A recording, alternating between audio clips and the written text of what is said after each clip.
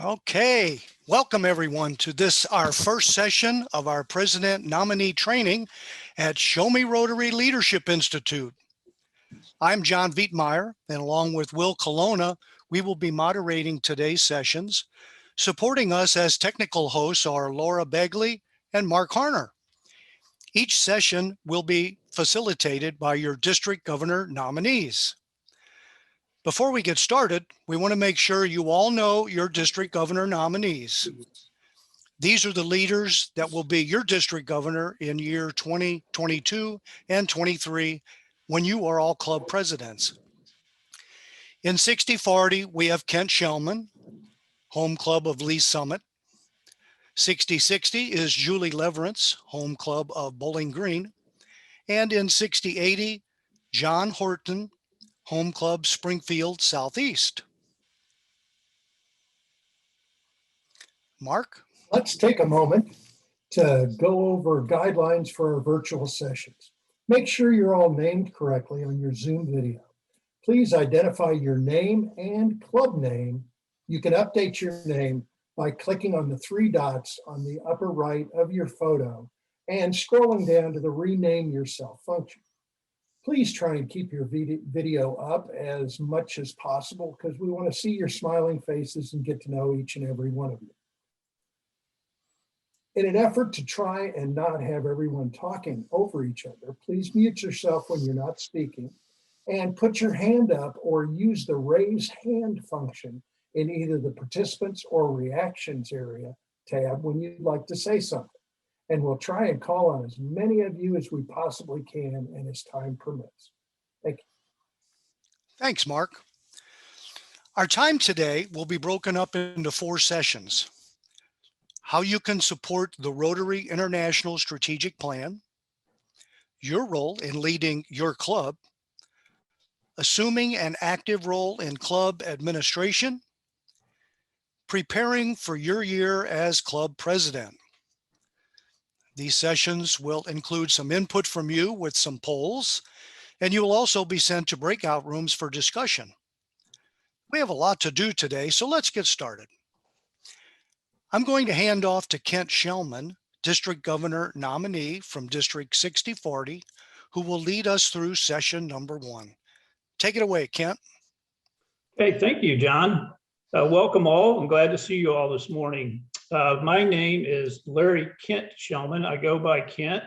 Not sure why my mom and dad did that to me, and I'm not a junior. So I was born, a little about me, I was born on April 1st in Albany. I've taken some abuse for April 1st birthday over the years. And so my parents were Larry and Jean Shellman. I have a couple of sisters, one in Arizona and one in Blue Springs. I have 2 kids. Jessie, my daughter, is a math teacher and coach down at Harrisonville High School. And my son works at Cerner. I do have 1 granddaughter. She's 11, and she's a lot of fun at a softball tournament today. So I'm heading there right after this meeting. So I grew up in Independence around the 23rd and Nolan area, if you're familiar with that. Was involved in scouting and sports, played baseball and basketball. Was a Boy Scout, became an Eagle Scout, and my son's also an Eagle Scout, so love the scouting program, and also a warrior in the tribe of Mickasay, if you're into the Boy Scouts. I went to William Christian High School. I was senior class president, played basketball and baseball. Couldn't decide on what to do for college afterwards, and so I took a summer job as a delivery boy at a title company. My mom worked at a title insurance company. And I started posting records that summer and doing some title searches and fell in love with it. I was making $480 a month in 1977. So it was a lot of money actually then. So in the 1980s, I grew up in the business, and in the 1980s, I call them the mirror buildings in downtown Kansas City. I did all the commercial closings and title insurance on all those buildings. Became president of Kansas City Title in 2001 and did that for about 15 years. And I've been in the title insurance now business for 44 years. I'm with a small company called Land Title, and just kind of finish out my career there, hopefully the next couple of years. I got involved with Rotary in 1992. A good friend of mine in high school asked me to go lunch one day, and he took me to Rotary. Fell in love with it through some service projects. And the networking really helped me out because in Lee Summit, I didn't know a whole lot of people. So I became club president in 1999, 2000. And after that, I was been involved at the district since as assistant governors, district grants chairs a couple of times, strategic planning chair. I started going as a RILA counselor about 6 years ago, and I'm glad we're doing that again this year. I love that program.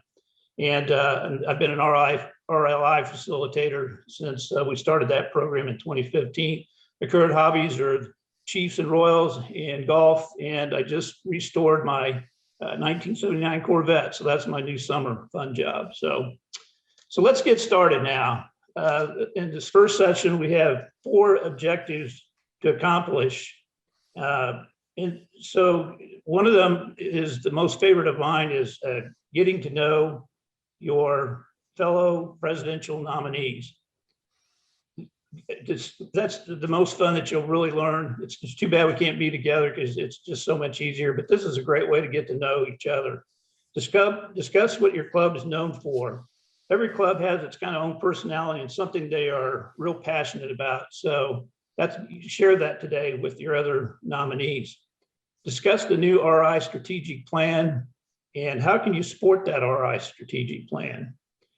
You know, one of the advantages of getting together at Show Me Rotary is building those relationships, getting to know the fellow president nominees in our state, in your district as well, you know, sharing success stories, looking for better ideas on projects, and starting lifelong friendships as club leaders. To start that process, you'll go to the breakout room now. Take a minute to introduce yourself and then address the question, what is your club most proud of and what is your club known for in your community? You're gonna have about 15 minutes, and I think there's gonna be 6 or 7 of you in a breakout room.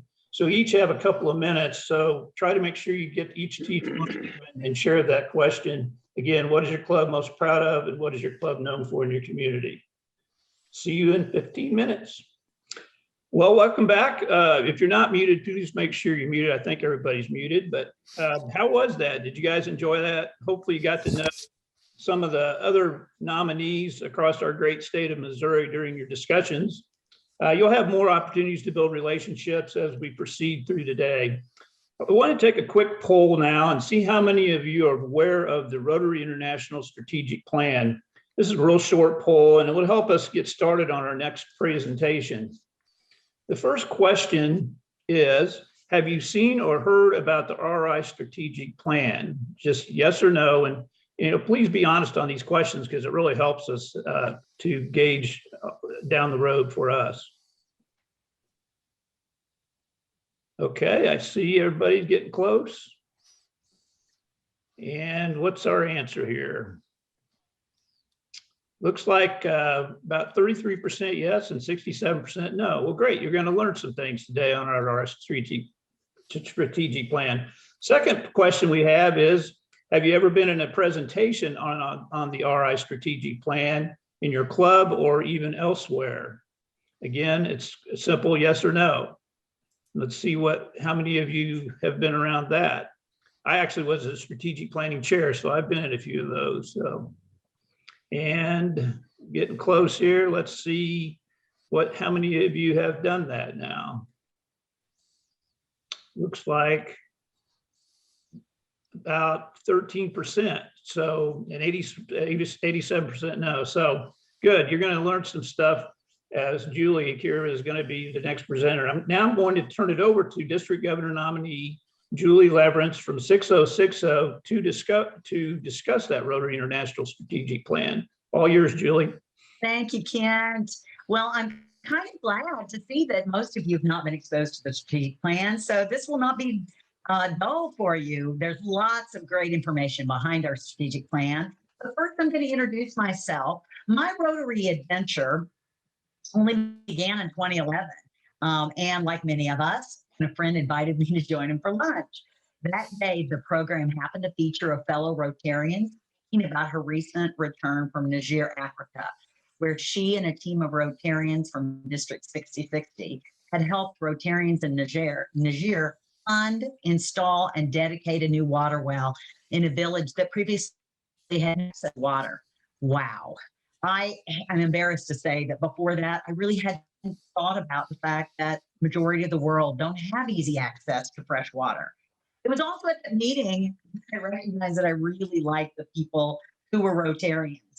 So since igniting that passion for Rotary that day, about 10 years ago now, and joining the club in Hannibal, Missouri, I've had the privilege of serving as club president. I've also had the privilege of traveling with fellow Rotarians to remote villages in West Africa to give polio immunizations, dedicate a school, help build a school, and attend a West African project fair where I got to meet a lot of additional Rotarians from throughout the world. I also traveled to Guatemala in support of the global grant, a global grant that was led by another district, which was a really fascinating experience. I discovered the joy of working at the district level when I was invited to be an assistant governor. So that's something that you all might think about after you are successful as club presidents. Rotary continues to fill my life with adventure and opportunity, as I hope it does yours. Along with my Rotary life, though, I've recently completed a career as a senior leader for a regional healthcare system, specifically leading that healthcare system's marketing, planning, and lastly, patient experience divisions. This career was a great jumping off point for starting my own consulting company this last year during the pandemic. Interesting, in which I have had the privilege, though, of engaging groups and individuals in discovering their purpose, enhancing performance, and discovering joy every day. My real passion, however, is my family. My husband Glenn and I own and operate a family farm on which we raised our now adult children and now are enjoying 2 grandsons. We're also blessed to have all 4 of our parents still living independently. It's really my pleasure to serve as your governor nominee in 6060 and soon to be governor-elect. Now, enough about me. So let's move on to that strategic plan that we've been thinking about. I know you're eager to hear all about it. You received a copy of the strategic plan a couple of weeks ago in a mailing or earlier this week. It's also available in the handout section on the platform. And I think we're going to put it up in chat. So that strategic plan is something that you'll want to have as a saved file for yourself. All the slides, those slides are coming up.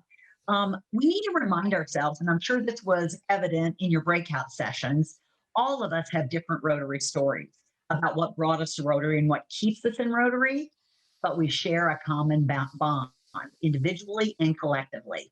We are people of action. So in 2019, Rotary developed Rotary's vision statement, which you see on the screen. And I hope that you are as inspired by this as I am. Together, we see a world where people unite and take action to create lasting change across the globe, in our communities, and in ourselves. From that statement in 2020, Rotary International and Rotarians throughout the world developed strategic priorities and objectives. As a club president, again, you will want to be aware of these strategic priorities because you'll be using them for the next 5 years, and I think they'll be of great benefit. Collectively, they're known as our Rotary Action Plan. The action plan has 4 parts, as you can see on the screen, and it's completely different from any other strategic plan that we've ever had. This plan encourages all of us to be more flexible, to be more open to new ideas, and to capitalize on changing technologies and trends. Now let's look at each one in a little more detail, just so you can think about some ways that you might want to turn these priorities into action in your community. And even if you've seen the strategic plan, it's time for you to start thinking about its implications for you and your work ahead. The one priority is increasing our impact.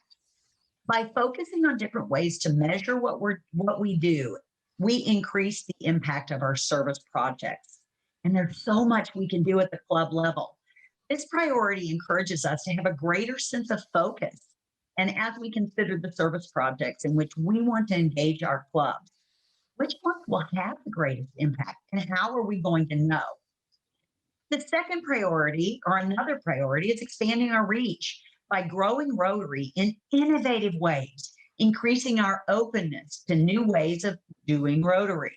I know in Bowling Green, our club is forming a satellite club whose members will do yoga together every week, building our minds, bodies, and spirits as Rotarians. Innovative approaches like this not only offer a non-traditional way to think about the Rotary experience, they build all of our awareness and our community's awareness of all of the myriad of things Rotary does to live into our vision. That vision, once again, calls us to unite as people in creating lasting change in the globe, around the globe, in our community, and in ourselves. Success in expanding our reach enables us to tell our Rotary stories in ways that will resonate and inspire lots of folks. A third priority is to enhance participant engagement, where we create an experience that our members want to be involved in. They provide opportunities for leadership and other development, all of our members, and they show that we care about our members and what they care about. That fourth priority focuses our energy on increasing our ability to adapt how we see Rotary, how we speak about Rotary, how we hear about Rotary, and how we lead change. This action plan, again, has 4 different priorities, only 4 priorities: increasing our impact, expanding our reach, enhancing participant engagement, and increasing our ability to adapt. Only 4 areas for us to be influenced as we think about the fact that we will lead strategically for our club. So as a club leader, you have the privilege of bringing this action plan to life. A good strategic plan is so much more than a simple array of clever words on a page, although this one does a pretty good job. But it's a framework. It's a framework that enables success for your club, our district, and our Rotary International. So as we align around our new vision and this action plan, we will undoubtedly see exponential impact in the world and in our communities. So today, let's imagine how we will incorporate these priorities into everything that our clubs do, into what your club will do with your leadership and your support of your president-elect's leadership over this next year. Small steps, open minds, little changes, constant review and adaptation. So to really crystallize this for you, we're going to send you back into the breakout rooms so you can begin to, in your small groups, share ideas on how you, as a president nominee, begin to support Rotary's action plan. What are your thoughts at this point? Right now, we want you to focus just on one of those action plan priorities so you can really dig into it.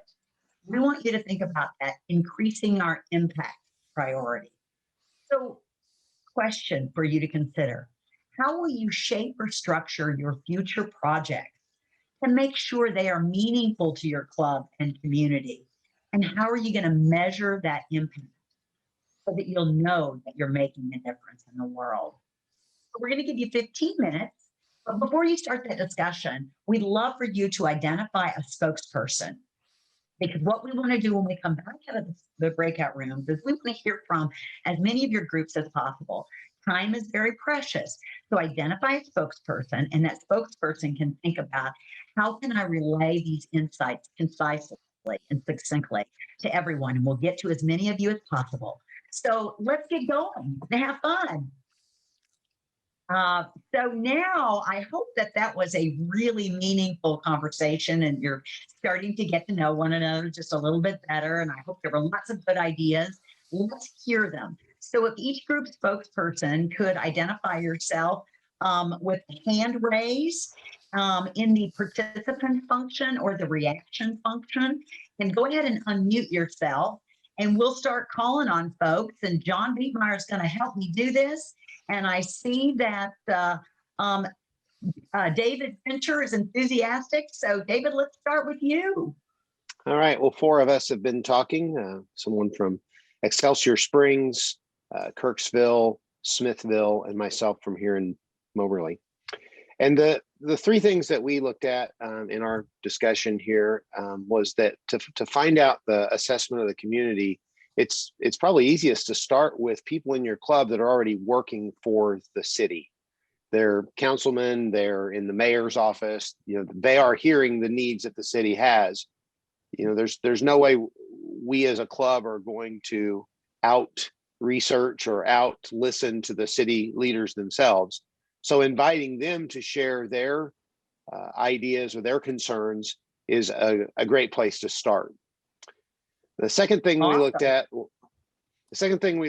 was that we invite guest speakers to come, and we clap for them when they're done, but many of those people are from companies or organizations that are meeting needs in the community.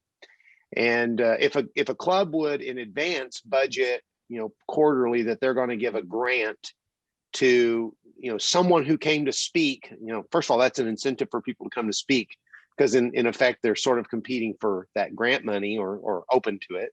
But secondly, then you could assess your club members with sort of a quick survey every quarter. Hey, here were the 10 or 12 people that spoke last quarter. Which ones resonated with you? Vote them 1, 2, 3. And then you could have 3 levels of gifting. Now you're telling your club, we're meeting needs of the people that come and tell us about their needs. And for a budget spend of $1,000 or $2,000 a year, you could feel like you were really spreading that around to people. Again, it's not a lot of work. It certainly doesn't take a lot of research. Now you're incentivizing people to come to the meetings and listen. You're incentivizing those who come to speak to be compelling, but they're not there begging for individual donations. They're just putting their case for support out there. All right. Thanks, Dave. How about we go on to Dale and keep them short, because we want to try to squeeze everybody in the next 5 minutes. So we're going to go to Dale. Take yourself off mute, and then we'll hear from Lori and then Melinda. So let's go, Dale. All right, very good. Very briefly, our group ranges across the entire state from Savannah and Kansas City all the way down to Buffalo. So we cover a lot of turf. Big thing we talked about was this pandemic has caused us to, instead of having large groups be part of a service project, you only did it 3 or 4 members at a time, but you still did something and arranged everything from working on Ronald McDonald House to distributing tablets for seniors. One of the things that we said we want to focus on is create more community awareness of Rotary. And in particular, whenever we go to pick our projects or our charities, we want to gain maximum member participation. Don't just do the same thing we've done every single year. Go back and revisit it and see, is it still relevant? Is it still important? Is it still getting max number of people out and engaged in the community? And so as we look ahead, that's going to be one of the goals. We didn't get around to the international piece. Hopefully we'll do that in the next session. Okay, great. Okay, Lori, take yourself off mute. Okay, thank you. Our group consisted of Washington, Hollister, Springfield Southeast, and Richmond. And briefly, basically, we decided that we thought it was important to increase promotion and publicity of what we're already doing. We all think we have some good activities and good engagement in a lot of areas, but we don't necessarily make the public aware. If we make the public more aware, then that may help be able to bring in, more new members and more publicity, which will help enhance the projects we're already doing. Talked about contacting newspapers, radio, Facebook pages, that kind of thing. Also wearing a lot of Rotary at work clothing when we're doing activities out in the community. So that's okay. us. Sounds great. Thanks very much. How about Steve Hunter? Take yourself off mute. There you go. Thank you. If I can unmute. Yeah. It's good to see my fellow club member, Julie Leverance, as always. So hi, Julie. We got a great group. We range from Cameron, Columbia, Sunrise, and had some real good conversations about really 2 things: membership and letting the public know of all the good things we're doing. And we really talked about the challenges that arose during COVID. And for some people, Rotary was even cost prohibitive. They lost jobs, they lost businesses in some cases, and what to do about that. And so we talked about different strategies for, number one, keeping those people, be it if we've got a scholarship folks or redo our bylaws, or what can we do to keep people. And then number 2, letting the public know all the good things we're doing, which other groups have talked about as well, but notify your newspapers and As far as new groups, I think satellite groups, Julie's led a charge in Bowling Green groups, but just thinking out of the box a little bit. How can we get people involved in Rotary that looks a little bit different? What can we do that's smarter, not harder, and just to get people involved? And it might look a little different, and that's okay, but there's no canned answer to that. But each club, what can we do to increase our membership? And if things look a little different, what might they look like? So that was the talk of our group, and great group to be in. So Thank you. Thanks very much. Melinda, let's hear from you. Hi, everyone. yourself My off group, mute. and I hope Okay. I had this right. I didn't pay attention to where everybody was from. I was just involved in all of their messages. I believe it's Independence, of course, Lebanon, Columbia, and Sedalia, and they're phenomenal. They had so many good ideas. They were already doing the good work, such as surveying their entire club, saying, what have we done that we've always done that you're not interested in doing anymore? And what do you feel in your part of the community is the most needed? Because our membership knows more than just one person.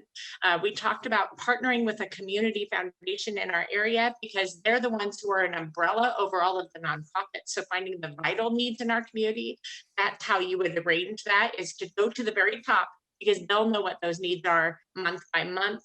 And outside of surveying and your membership, really utilizing your programs as a measuring tool. So let's say you had a major project. You created this amazing building with this $10,000 project, and you want to find out how it worked. You bring those people back with videos, pictures, the kids are enjoying the equipment.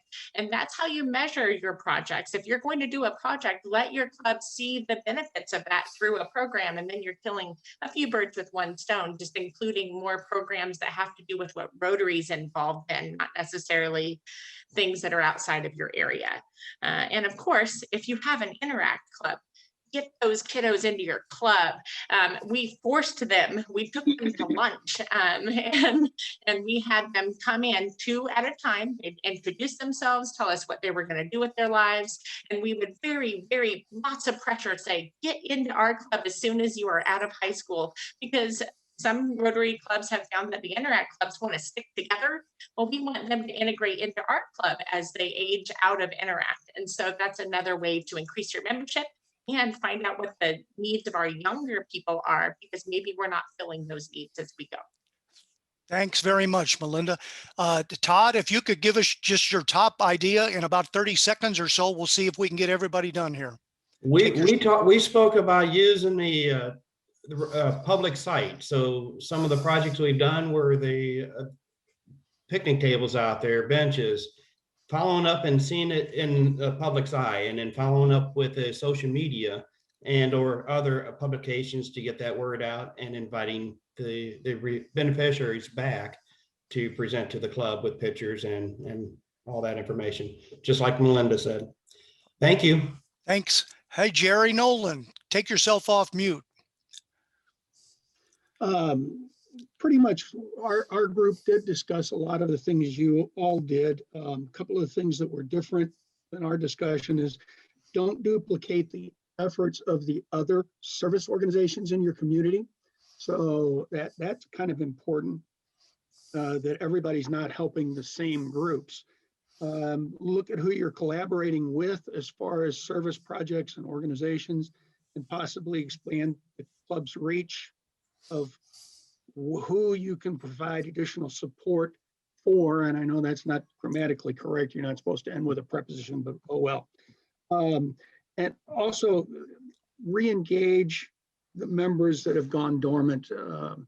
In our club, we have a lot of people that they really want to write checks, and that's there's nothing wrong with that, but we need to get the action there other than signing checks.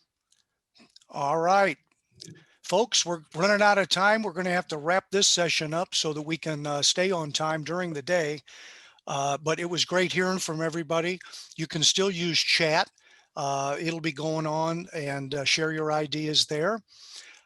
If we didn't hear from you, we're sure sorry, but we do have to move on. So during this session, you did have a chance to hear from your future district governors, and you got a chance to be in a breakout and meet with each other and share some stories about your clubs and get introduced to the RI strategic plan and how you can support it when you take office in your clubs. Thanks for being here this morning and taking an active part in this first session. Okay, we're going to take a 10-minute break, and our next session will begin at 10:55 sharp. And it's going to be right here. So simply stay right where you're at. If you want to get up and move from the screen, go right ahead. But no need to try to log on someplace else. We're going to be right back here at 10:55 sharp. Thanks very much, everybody.